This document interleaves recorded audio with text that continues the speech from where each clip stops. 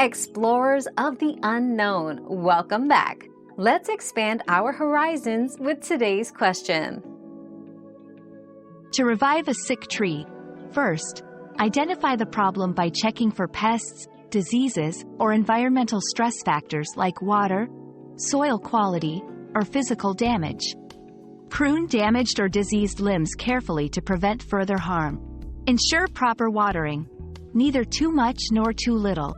Use mulch to maintain soil moisture and temperature, but avoid piling it against the trunk. Consider soil amendments like compost to enhance nutrient levels.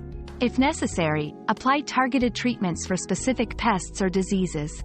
Consulting a certified arborist can provide tailored advice and treatment options.